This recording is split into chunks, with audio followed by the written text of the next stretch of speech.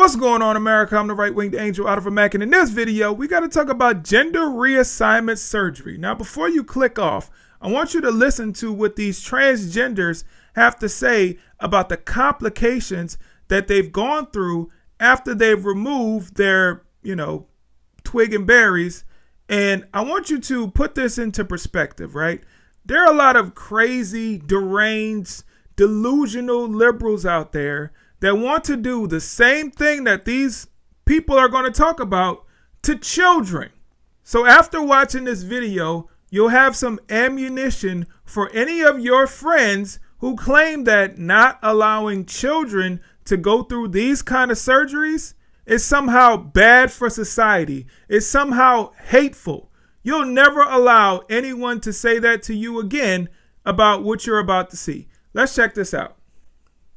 Since my sex reassignment surgery, I had my SRS 10 years ago. It's been almost 4 years since I had the first stage of my vaginoplasty. I had my second SRS revision surgery. I am getting a second surgery. After my surgery, I was just in such a dark place that I didn't really want to talk about it. I didn't really want to have to go back into it and feel all those feelings over again. I had a few complications, bleedings, infections. I've had complications and I've had a hard time. I did have some complications and I did have some, concerns that not everybody deals with. I thought it would make me happier, and initially it did. Was that worth the constant issues I've had? The dilation I have to do for the rest of my life? I'm having the worst time with dilation. I was experiencing a little bit of dehiscence, which is basically when you are so swollen that the sutures that they put start to rip open. It was as bad as it sounds. I had trouble urinating. I kind of walked around with it for a year before I sought help. The reason I'm dilating twice a day is because if I miss once, it is so painful. I dread it so much because it's so painful. I went to dilate again that night and I think that I moved a stitch. I don't know what happened, but something happened and I was in excruciating pain. It felt like literally somebody had shot me or stabbed me or burned me or something down there. I had to dilate and I had to try to open my urethra up, and it was just I'm going to start crying. I was bleeding every time. I literally was going to pass out. I threw up because I had so much pain. I remember bawling my eyes out saying what did I do? What did I do to myself? I fucked myself up. I'm never going to heal from this. My body is constantly trying to heal after surgery since it considers it to be an open wound. I mean, what can I do except go and have another revision? I remember starting to cry in the surgeon's office because I was I'm depressed, I'm in school, it's painful, it's a lot.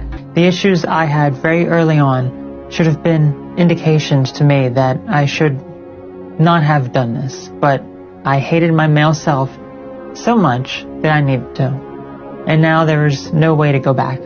You can never go back. When you get a surgery, it's not always going to go well. If I had known about the irreversible physical damage I caused to my body, then I would have never done any of this. It's very much a commitment for life. You're going to have to rely on doctors for the rest of your life. Don't be like me and deny problems until it's too late. Rather, address them so you can be happier and live a healthier life.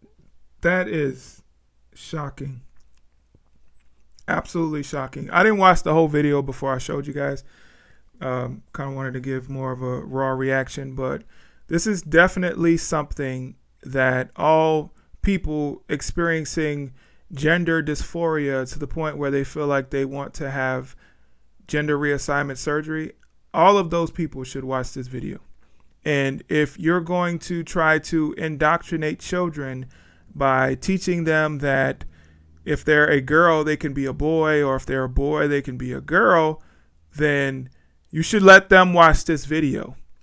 If we can't stop you from doing this gender ideology in school, would at least include this video in your curriculum, okay? You woke teachers out there, you groomer teachers out there, let them see this video so they can decide for themselves before making a life-altering decision to where they could be in pain for the rest of their life. And this is an elective surgery. This is not a life-saving surgery where you have to go through this or die. No, this is an elective surgery. People choose to have this surgery. Okay? And then when people choose to have this surgery, these are the complications that they face afterwards. These are the ramifications of their decision to choose to remove their male genitalia. So can we please show this to people so they know exactly what they can expect? Because I guarantee that these money-hungry doctors are not going to talk about this stuff. Or these people probably would never do it. But money talks, right? Money talks in the doctor's office, where these doctors are getting probably hundreds of thousands of dollars for doing these surgeries. And then money talks within these pharmaceutical companies that are selling young children hormones that they have to take for the rest of their life. This is what this is all about, in my opinion. I don't believe this is about compassion. I don't believe this is about people being who they really are. I believe that this is a push from the medical industry to get more money off of people who are mentally unstable and looking for coping mechanisms to their mental illnesses. And society has decided that they're going to side with the pharmaceutical companies and the doctors to make them richer by destroying young children and young people's lives. That's exactly what's going on every day in this country and other countries around the world. And it needs to stop, because this is not the answer. I don't care what anybody has to say. Having this surgery, getting on hormones, doing this sex change stuff is not the answer. Mental health evaluations are the answer. Counseling is the answer. Therapy is the answer. Telling people the truth is the answer. And nobody's going to tell me anything differently, because this stuff is not working. They say that we should embrace trans people so they don't go out and commit suicide. Well, has the number of trans people going out and commit suicide actually dropped? I don't think so. There are children who are confused right now. And these children just need guidance. They don't need surgery. They don't need hormones. They need adult guidance. They need guidance from people who have been there and done that, to lead them in the right direction and to let them understand that they are just children and you should just be living life, not making life-changing decisions at an early age. Just explore. If you're not into sports or boys things, that's okay. If you're a girl that's not into Barbies or girls' toys, that's okay too. Nothing's wrong with that. But that doesn't mean you're trans. You're just a little different than the average boy or girl. And that's okay. We don't have to all be the same.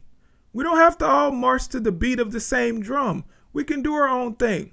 And parents should be able to tell their children that. Everybody's different. Everybody has different things that they like and don't like. Everybody has a different way of thinking. And all of that is okay. That doesn't mean that you have to be trans. To all the parents out there, we need to start leading our children and not letting our children lead us. Okay? We know better. We have the life experiences necessary to lead our children in the right direction. But instead of doing that, we want to gain fame on TikTok or Instagram or Facebook by proclaiming that we have an LGBTQ kid. No, please stop doing that. You're messing your children up in the head, and it's only going to lead to bad things in the future. And I hope parents can take a look in the mirror, a long look in the mirror, and understand what they're doing to their children and why what they're doing is a selfish act. Thanks so much for watching this video. Please hit the like button, share, comment, subscribe, all that good stuff. All right, I'll catch you guys in the next video. I'm out. Peace.